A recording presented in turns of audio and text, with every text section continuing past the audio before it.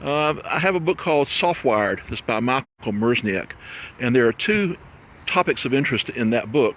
First of all, there's a topic about your brain and how it responds to being limited in what it views day in and day out. I've spent the past probably a good 2 weeks hunkered down in my house. Let me go back to here to the other side of the camera for a second here.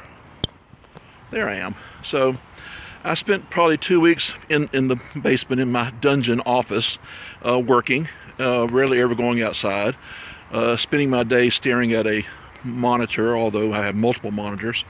But nevertheless, one of the things he talks about is how your brain responds to that.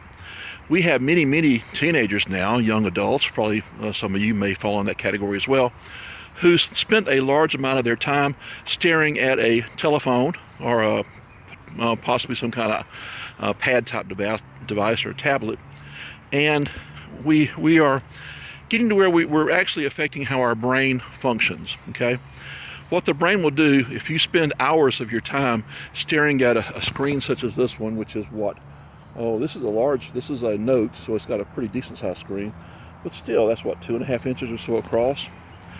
What the brain does is, as you stare at that screen all day long, it sort of says, hey, this is my area of focus, this little small screen. Things to either side are not very important. Now that probably affects your vision to one extent, but your brain says it's not important. I can tune that out.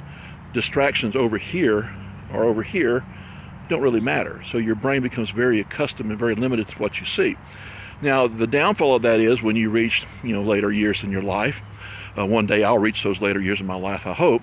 But as you reach later years in your life and you're out driving, and all of a sudden you find that you're not paying attention because that car coming from your left, you just didn't even notice it because your brain has tuned out that area as being important. One thing I did notice along the lines of COVID reaction was that during the early days when we really were sort of locked down, I don't know what that means in many areas to being locked down, but for us it meant only going out occasionally. When we went to the grocery store, we'd really stock up on some things. We didn't have to go out very much because it was sort of scary, as it probably still is. But at the end of that, or when we did go out, and you got in your car and you took off driving, you found that the mechanics were there. You knew how to drive the car. You didn't forget how to drive, but your attention my attention was horrible. After the first day I went out, after I'd been inside for probably maybe a week or so, I got in my car, took off as usual, blew through the first stop sign that I encountered, and had to go, whoa, baby, slow down here, pay attention to what you're doing.